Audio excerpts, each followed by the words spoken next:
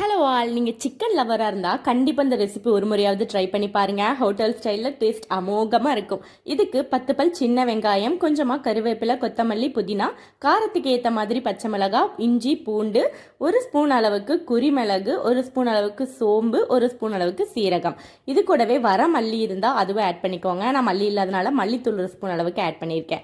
இது எல்லாமே கொஞ்சமாக தண்ணி விட்டு நல்லா ஃபைன் பேஸ்ட்டாக அரைச்சி எடுத்துக்கலாம். இப்போ ஒரு கடாயில் 1 குழிக்கரண்டி அளவுக்கு கல்லெண்ணெய் எடுத்திருக்கேன். ஆயில் ஹீட் ஆனதும் கொஞ்சமாக கடுகு, சோம்பு, கருவேப்பிலை, காஞ்ச மிளகாய் போட்டு பொரிஞ்சதும் நீல வாக்கில் கட் பண்ணி வச்சிருக்க ஒரு பெரிய வெங்காயம் ஆட் பண்ணியிருக்கேன். இது கூடவே ஒரு மீடியம் சைஸ் தக்காளி ஆட் பண்ணி கொஞ்சமாக உப்பு, மஞ்சள் தூள், 2 ஸ்பூன் அளவுக்கு சிக்கன் மசாலா, காரத்துக்கு ஏற்ற மாதிரி வரமிளகாய் தூள் ஆட் பண்ணிக்கோங்க.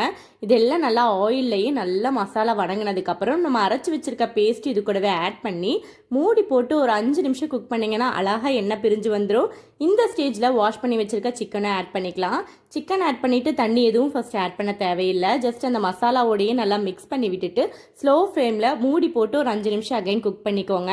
நல்லா சிக்கன் ஓரளவுக்கு சாஃப்ட் ஆனதுக்கப்புறம் தேவையான அளவு தண்ணி ஊற்றி நல்லா அதை சுண்டை எடுத்தீங்க அப்படின்னா சூப்பராக ரெடி ஆயிரும். ஃபைனலாக கொத்தமல்லி போட்டு சர்வ் பண்ணி பாருங்கள். டேஸ்ட் அட்டகாசமாக இருக்கும்.